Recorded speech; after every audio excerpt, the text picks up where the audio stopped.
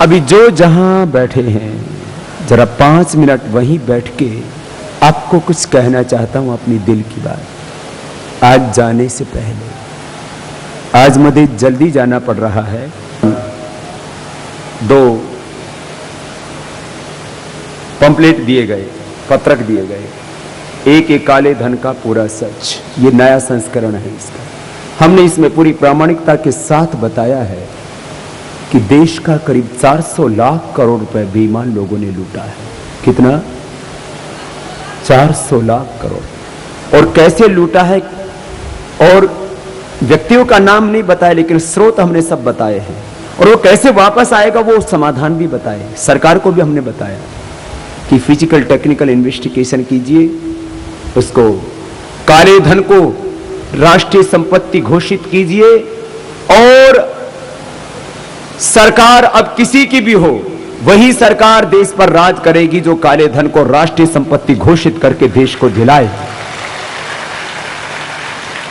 ये हमने काले धन को राष्ट्रीय संपत्ति घोषित करके उसको देश को दिलाने की बात की, भ्रष्टाचार मिटाने की बात की, भ्रष्ट व्यवस्थाएं। हमने शिक्षा व्यवस्था में भारतीय भाषाओं को, आध्यात्मिक मूल्यों और संस्कारों को सम्मिलित करने की बात की, गांव गरीब मजदूर को हक दिलाने की बात की, आम आदमी के हित की बात की। पहले तो 4 मिनिस्टर आए, बोले बाबा आपसे महान तो कोई है नहीं, आप तो धरती पर भगवान के अवतार है।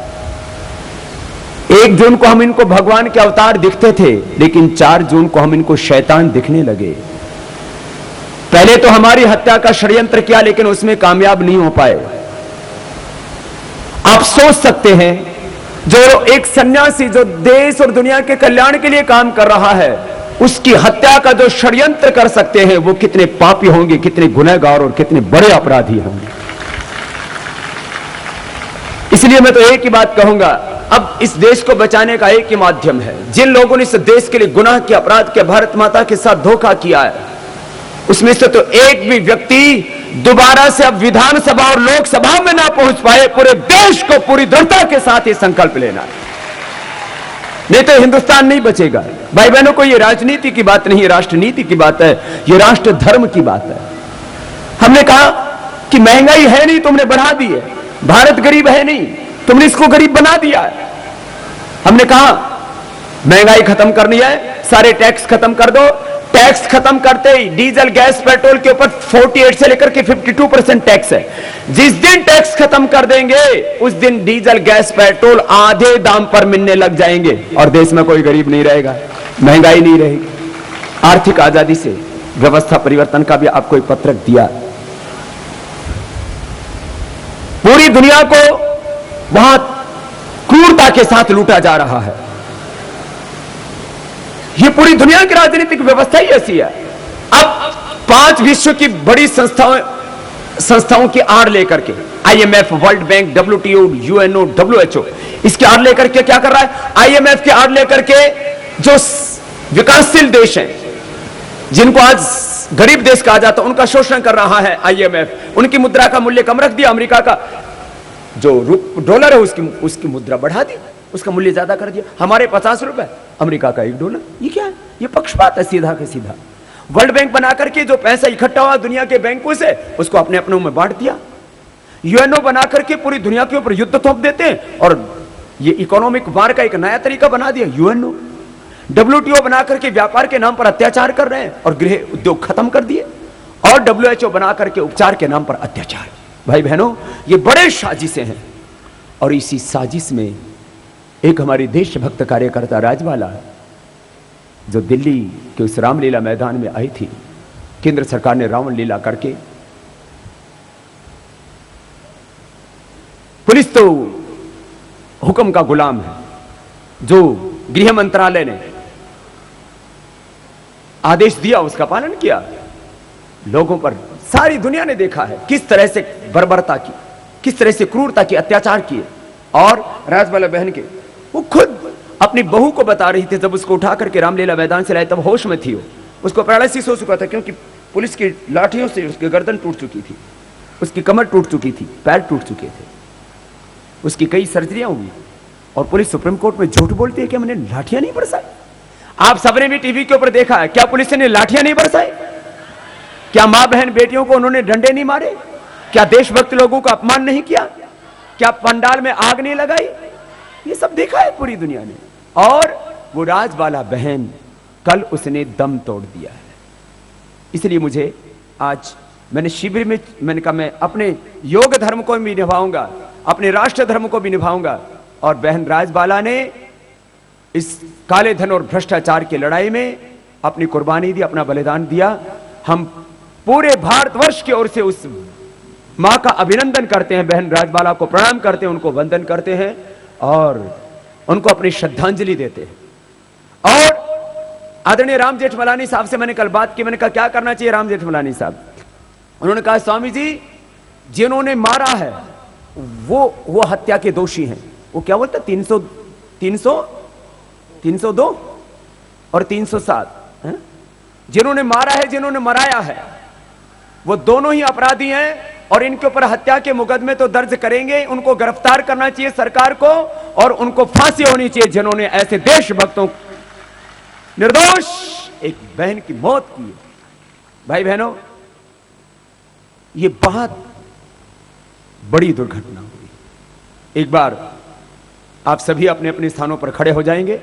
हम सब खड़े होकर के आज मौन श्रद्धांजलि अर्पित करेंगे बहन राजबाला के लिए। आज मुझे योग आयुर्वेद के बारे में, देश के बारे में भी आपको बहुत कुछ अभी बताना था, लेकिन आप आस्था देखते रहना, क्योंकि आज के बाद हम आगे उन्नाव की तरफ बढ़ जाएंगे और उन्नाव 28-29 को हम रहेंगे। मैं हरियाणा जाकर के फिर वापस आज शाम को लौट आऊंगा। हरियाणा में बहन राजबाला का जो गांव है, मैं सभी देशभक्तों से, जो कम से कम हरियाणा, दिल्ली, उत्तर प्रदेश के आसपास के जो भी लोग हैं, गांव भटाना जो सोनीपत जिले में पड़ता है, वहां जाकर के हम उनके अंतिम संस्कार में सम्मिलित हो रहे हैं। मैं आपसे कह रहा था उन्नाव 28-29 को, हरदोई 30 और 1 को, फर्रुखाबाद 2-3 को हम रहेंगे। और ये बांगर, मऊ, पाली, कामयाबगंज सब जगह के कार्यक्रम है। लेकिन आज के दिन भर के जो कानपुर की तरफ जाते समय जो कार्यक्रम थे वो आज स्थगित कर दिए गए हैं। और कानपुर में एक विशेष एसएल पैलेस में कार्यक्रम रखा था, उसको कल के लिए स्थगित कर दिया है। वो कल 6 बजे होगा, जो हमारे भाई जो है कोठीवाल जी, योगेंद्र मोहन जी आदि ने रखा था। मैं 1-2 बातें और भी आपसे कहना चाहूँगा। बहन राजबाला को श्रद्धांजलि देने के साथ साथ हम पूर्वांचल में जो बाढ़ में बहुत भाई बहनों की मौत हुई है और सिक्किम में जिस तरह से भूकंप आया, उससे लाखों लोग बेघर हो गए और सैकड़ों लोगों की जानें चली गई हैं। सिक्किम से लेकर के असम से लेकर के पश्चिम बंगाल से लेकर के नेपाल तक, उन सब की भी आत्म शांति के लिए आज हम थोड़ी देर के लिए सभी अपने अपने स्थानों पर खड़े होकर के मौन रखेंगे। और मैं बस आपसे एक ही बात कहता हुआ, बहन राजबाला को श्रद्धांजलि देने से पहले सब भाई बहन मुझसे बार बार कहते हैं बाबा इस पूरे आंदोलन के लिए हम क्या करें, तो मैं बस आपसे एक ही बात कहूंगा, सुबह उठ करके सबको योग करना है। योग का व्रत लो, नशा मुक्ति का व्रत लो, और जहां भी बैठो वहीं पर इस आर्थिक आजादी की बात करो। जहां भी बैठो इस काले धन को राष्ट्रीय संपत्ति घोषित करने की बात करो। जहां भी बैठो वहां भ्रष्टाचार को मिटाने की बात करो। घर में बैठो, स्कूल में हो, कॉलेज में हो, इंस्टीट्यूट में हो, खेत में हो, जहां भी हो वहीं पर इस परिवर्तन की आवाज उठनी चाहिए। और जब हम सब मिलकर के ये परिवर्तन की आवाज उठाएंगे तो एक दिन इस भारत में परिवर्तन जरूर आएगा। और हमारी अपनी आंखों के सामने ही आने वाले 5, 10, 15, 20, 25 वर्षों में हम भारत को यूरोप से, भारत को हम ब्रिटेन से, अमेरिका से भी, चीन से भी ज्यादा शक्तिशाली राष्ट्र के रूप में खड़ा करेंगे। 400 लाख करोड़ रुपए लूटा हुआ भी हिंदुस्तान को दिलाएंगे, भ्रष्टाचार में मिटाएंगे और इन भ्रष्ट व्यवस्थाओं के स्थान पर न्यायपूर्ण व्यवस्थाओं की स्थापना भी करेंगे। यही तो बहन राजबाला के प्रति भी हमारी श्रद्धांजलि होगी। और हर देशभक्त भारतीय के दिल में जो जज्बा अपनी मातृभूमि के लिए, वह हमारा संकल्प पूरा हो पाएगा। तो आप सब भी एक सक्रिय, एक पूर्णकालिक कार्यकर्ता के रूप में, और जो को जीवन का लक्ष्य यही बना लिया है कि अब तो मुझे वतन के लिए ही जीना है, अपनी मातृभूमि के लिए जीवन जीना है, जीवन को छोटे उद्देश्य के लिए नहीं जीना, उनको भी मेरा प्रणाम और वंदन है। तो अभी मैंने कहा सभी अपने अपने स्थानों पर खड़े होकर के बहन राजबाला के लिए प्रार्थना करेंगे, उनको अपनी श्रद्धांजलि व्यक्त करेंगे। और असम से लेकर के पूर्वांचल से लेकर के जहां जहां प्राकृतिक आपदाओं में अपने ही भाई, अपने ही बंधु, अपने ही आत्मीय जिनका जीवन समाप्त हो गया, उनकी भी प्रभु चरणों में गति हो, शांति हो। हमने अपने मुख्यालय से ये प्राकृतिक आपदा राहत कोष हमने बनाया हुआ है। अभी जैसे हमें पता लगा असम का, सिक्किम का, तो वहां पर भी पतंजलि आपदा राहत कोष से हमने तुरंत 5-5 लाख रुपए की राशि भेजी, जिससे कि हमारे कार्यकर्ता जो बहुत जरूरतमंद लोग हैं उन तक सहायता पहुंचा सकें। उन सब कार्यकर्ताओं को भी एक बार हम सब की ओर से बहुत बहुत अभिनंदन है, जो जब भी जहां पर भी कोई भी आपदा आती है तो सबसे आगे आकर के खड़े हो जाते हैं और लोगों के दुख दर्द को मिटाते हैं। उन सबको हमारा वंदन है, प्रणाम है। भाई बहनों, अभी सब बहन राजवाला के लिए श्रद्धांजलि अर्पित करेंगे, उसके बाद आज का कार्यक्रम पूरा होगा।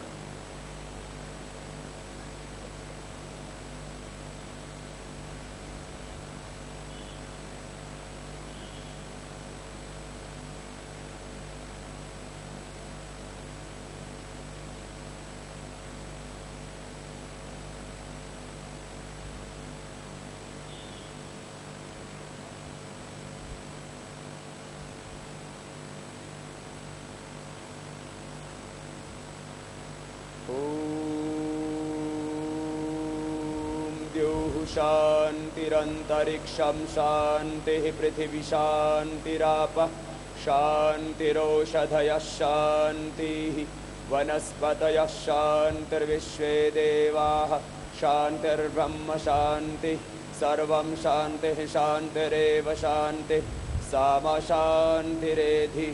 ओम शांति शांति शांति।